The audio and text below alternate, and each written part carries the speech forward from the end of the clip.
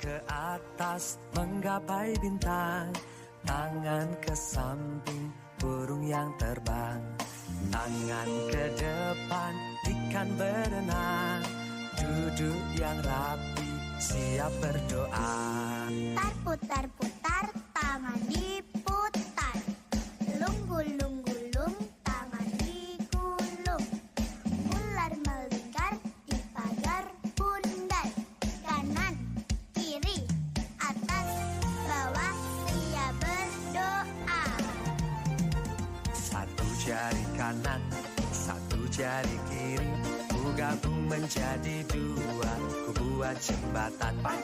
Dua jari kanan, dua jari kiri, ku gabung menjadi empat, ku buat kamera. Tiga jari kanan, tiga jari kiri, ku gabung menjadi enam, ku buat menara.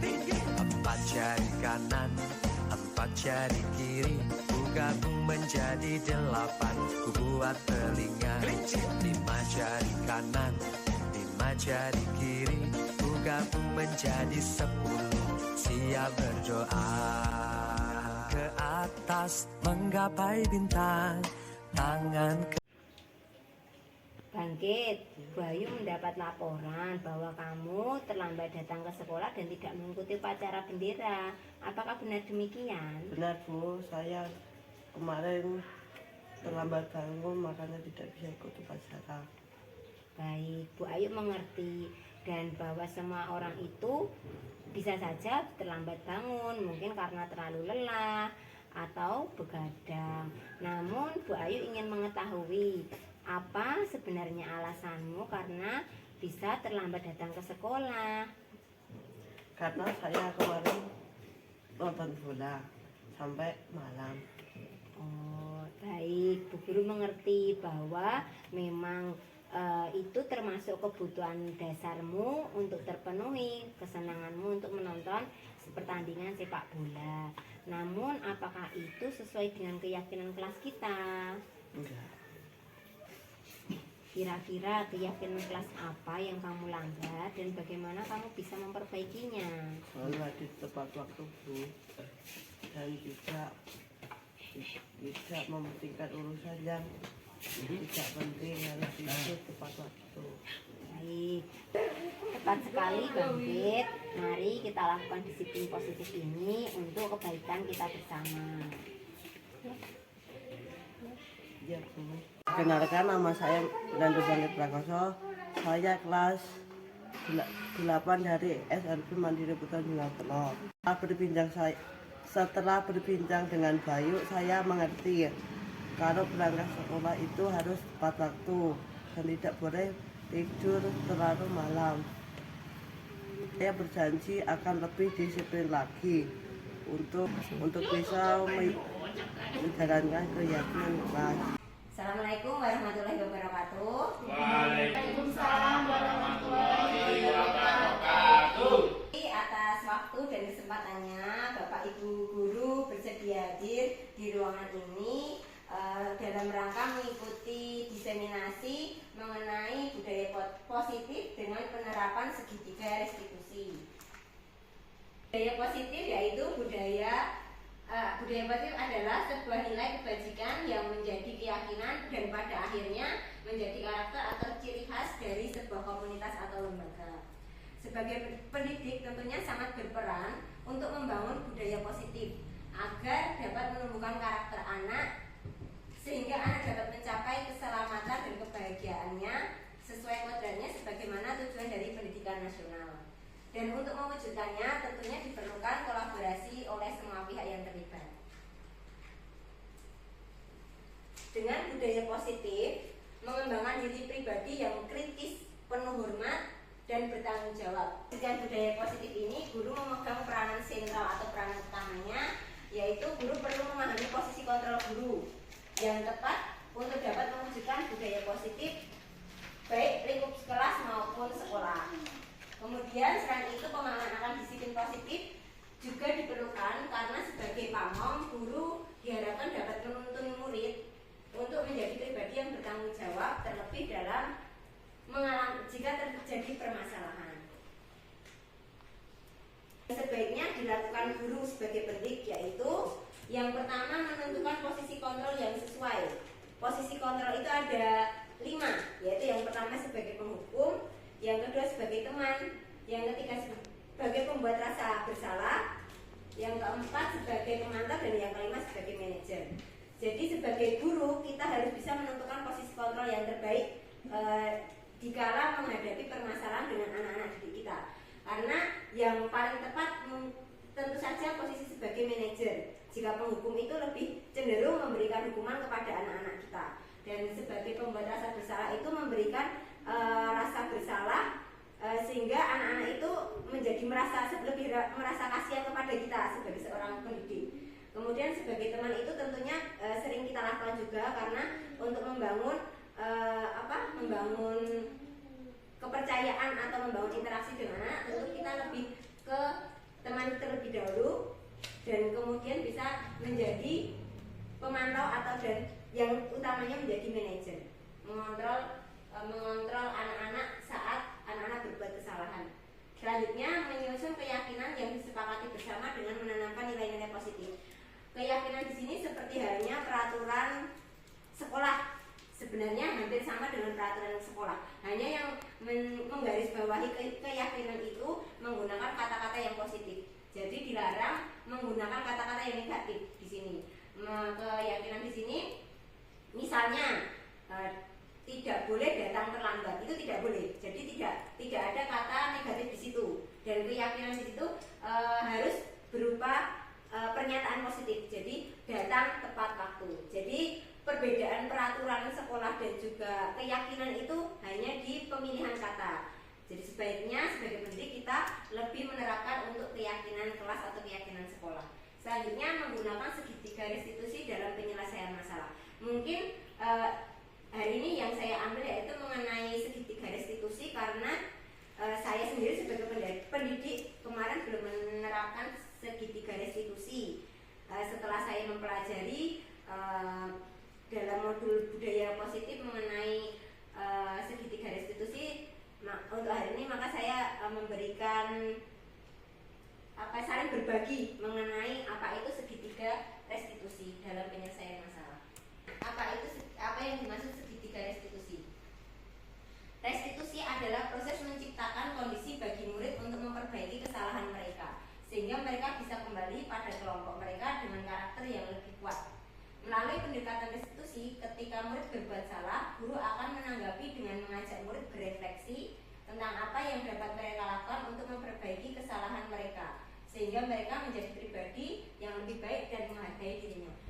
Jadi di sini seperti hanya tadi yang posisi kontrol sebagai hukuman tadi ya, biasanya di sekolah itu kita menerapkan hukuman, penghargaan, dan juga konsekuensi. Nah, yang paling tepat itu penggunaan segitiga restitusi itu lebih ke konsekuensi. Jadi tidak ada hukuman, namun anak didik kita diberikan refleksi apa yang kesalahan yang dia lakukan. Jadi mereka memunculkan motivasi intrinsik dari dalam dirinya bahwa mereka itu salah. Jadi tidak kita yang mengarahkan kalau anak itu salah, tapi anak itu sendiri yang menyadari kesalahannya. Restitusi bukan untuk menebus kesalahan, namun untuk belajar dari kesalahan. Tujuannya untuk memperbaiki hubungan. Tindakan ini adalah tawaran bukan paksaan. Restitusi menuntut untuk melihat ke dalam diri, mencari kebutuhan dasar yang mendasari tindakan, dan lebih berfokus pada karakter bukan tindakan.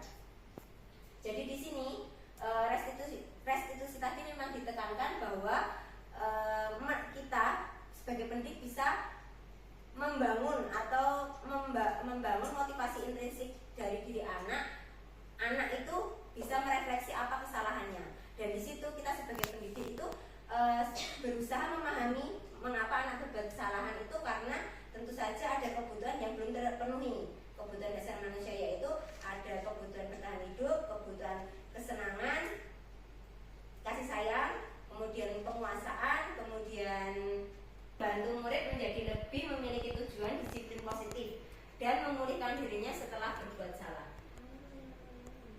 Langkah dari segitiga restitusi ada 3, yaitu yang pertama menstabilkan identitas, yang kedua validasi tindakan yang salah, yang ketiga menanyakan keyakinan. Berikut gambaran dari langkah dari segitiga restitusi. Yang pertama yang warna hijau yaitu menstabilkan identitas, yaitu mengubah identitas anak dari orang yang gagal karena melakukan kesalahan menjadi orang yang sukses. Bisa dengan kita menyampaikan pernyataan berupa setiap orang pasti pernah melakukan kesalahan.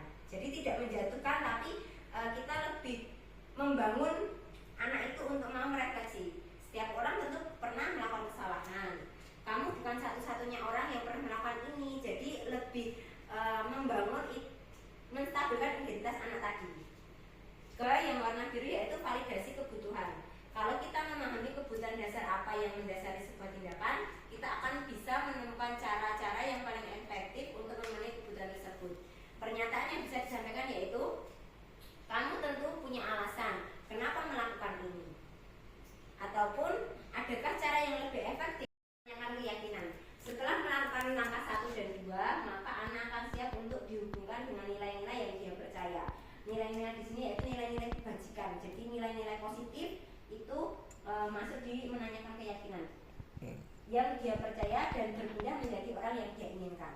Pernyataan yang bisa disampaikan yaitu, keyakinan kelas apa yang telah kita yakini, kamu ingin menjadi orang seperti apa. Jadi lebih dikembalikan ke anak didik kita untuk dia bisa terbentuk motivasi intrinsik dari dalam dirinya sendiri. Selanjutnya, langkah segitiga restitusi. Yang pertama tadi menstabilkan identitas, yaitu bagian dasar segitiga restitusi memiliki tujuan untuk merubah orang yang gagal menjadi, karena telah berbuat kesalahan, menjadi orang yang sukses. Langkah yang kedua, validasi tindakan yang salah, yaitu konsep langkah kedua adalah kita harus memahami kebutuhan dasar yang mendasari anak melakukan hal tersebut. Yang ketiga, keyakinan. Langkah yang ketiga yaitu teori kontrol, menyatakan bahwa kita pada dasarnya termotivasi secara internal. Jadi sudah ada terbangun motivasi dari dalam dirinya. Nah, ini tadi ya yang sudah saya sampaikan untuk tahapan dari segitiga restitusi. Dari yang paling bawah dulu, menstabilkan identitas. Bisa dengan pernyataan tadi, setiap orang pasti pernah melakukan kesalahan. Kamu bukan satu-satunya yang pernah melakukan ini. Jadi langkah yang pertama, yang paling bawah, kemudian ke kiri, validasi kebutuhan, yaitu adakah cara yang lebih efektif untuk mendapatkan apa yang kamu butuhkan. Kemudian kamu tentu punya alasan mengapa melakukan hal tersebut. Selanjutnya langkah yang ketiga, menanyakan keyakinan, yaitu nilai-nilai apa yang telah kamu sepakati dan kamu ingin menjadi orang seperti apa. Berikut contoh penerapan dari segitiga restitusi.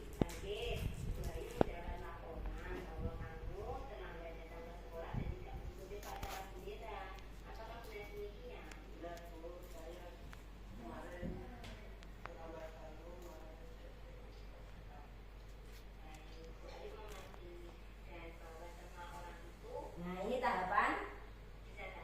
Yang pertama, menstabilkan identitas.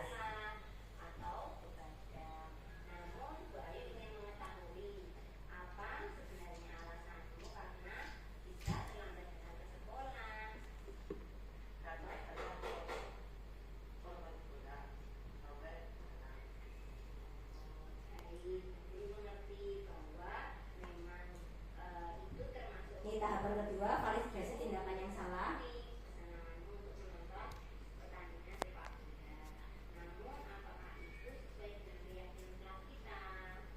Dan ini tahapan yang ketiga, menanyakan keyakinan.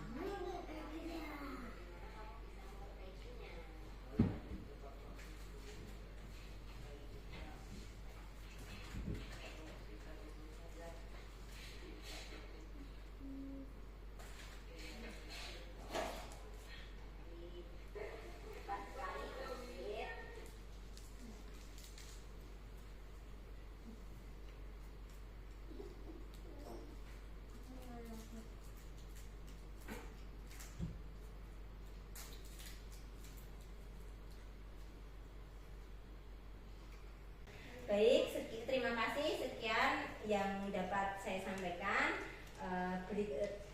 Demikian tadi gambaran mengenai penerapan segitiga restitusi.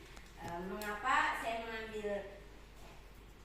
mengambil tema mengenai penerapan segitiga restitusi? Karena memang sebagai pendidik terlebih di sini mungkin saya sendiri khususnya memang belum menerapkan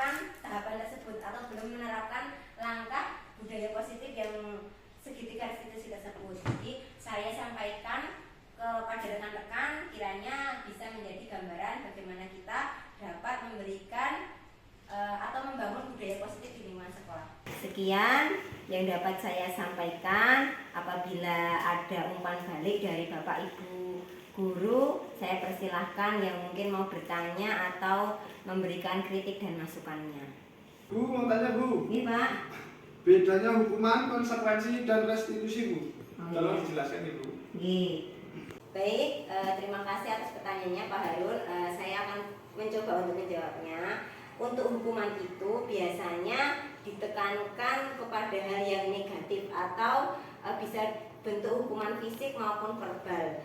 Namun biasanya hukuman itu tidak sesuai dengan tujuan. Jadi kadang itu tidak nyambung dan lebih cenderung ke hal yang negatif. Jadi misalnya datang terlambat tapi malah suruh hormat bendera, itu kan tidak nyambung dan biasanya cenderung hal-hal yang negatif kalau hukuman.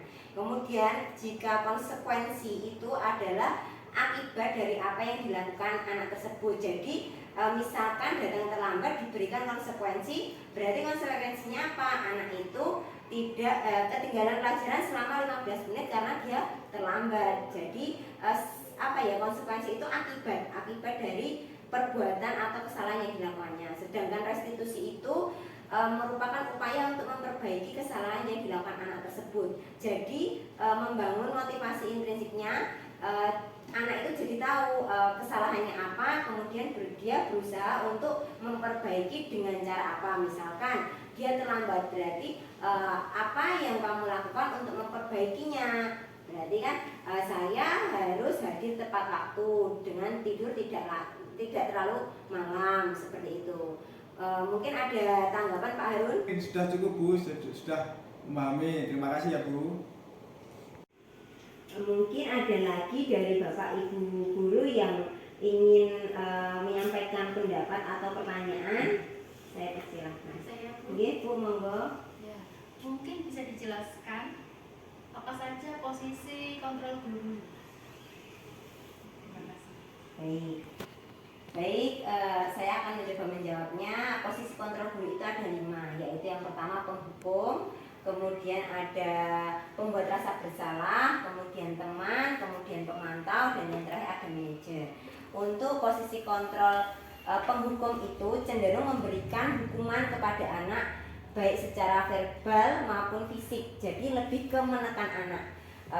Misalnya kamu selalu saja salah. Nah, itu ada tekanan tinggi dan menekan anak itu. Jadi kayak lebih ke memberikan hukuman seperti itu. Kemudian jika pembuat rasa bersalah, biasanya guru itu membuat suasana itu keheningan agar menjadi tidak nyaman. Jadi misalnya kamu tidak kasihan melihat ibu. Jadi nadanya itu lebih ke hening, lebih ke anak itu nggak nyaman gitu loh. Kamu tidak kasihan dengan orang tuamu jika melihat perilakumu seperti ini. Nah, seperti itu ya buat rasa bersalah. Kemudian yang selanjutnya teman. Untuk posisi kontrol sebagai teman itu, jadi kita membuat suasana nyaman dengan anak. Jadi tidak menyakiti anak, lebih membuat rasa nyaman kepada anak dan biasanya secara persuasi atau mengajak. Ayolah, bantu Bu Guru. Ayo kamu kerjakan tugas ya nak, bantu Bu Guru ya. Jadi kita lebih menciptakan suasana yang nyaman dengan ajaan-ajaan seperti itu. Dan untuk selanjutnya pemantau itu lebih ke pengawas. Jadi kita bertanggung jawab mengawasi perilaku anak didik kita yang kita ajar. Jadi misalkan kita harus memantau anak didik kita siapa aja dan kita memantau tingkah lakunya seperti apa. Kemudian kita bisa istilahnya tidak menegur tadi apa yang sudah kamu lakukan. Kita sudah mulai dulu. Jadi kita sudah ada data dulu. Oh tadi anak ini ngapain, dan kita istilahnya membuat umpan balik ke anak, apa yang sudah kamu lakukan tadi. Nah, padahal kita sudah mengetahui dan itu lebih ke pemantau, namun juga tidak dengan nada tinggi ya, jadi lebih ke nada yang biasa. Terus untuk selanjutnya sebagai manajer, yaitu sebagai posisi yang terbaik tentunya jika sudah bisa melaksanakan posisi kontrol sebagai teman dan juga pemantau, itu akan lebih mudah mencapai posisi kontrol sebagai manajer, karena tentu melibatkan anak dalam dalam kesehariannya. Jadi melibatkan anak itu lebih ke membangun motivasi intrinsik anak tersebut. Jadi misalkan ada anak membuat kesalahan, itu kita menanyakan kembali ke anak apa yang sudah kamu lakukan. Jadi keyakinan kelas kita seperti apa. Jadi kita lebih ke mengembalikan ke anak itu untuk sadar, oh ya saya itu salah, seperti itu Bu. Mungkin ada tanggapan atau bagaimana Bu? Rasa sudah cukup. Terima kasih. Ada lagi yang ingin menyampaikan pendapatnya atau sekedar masukan untuk saya pribadi? Ya, terima kasih Bu Ayu. Ini merupakan ilmu yang sangat luar biasa sekali.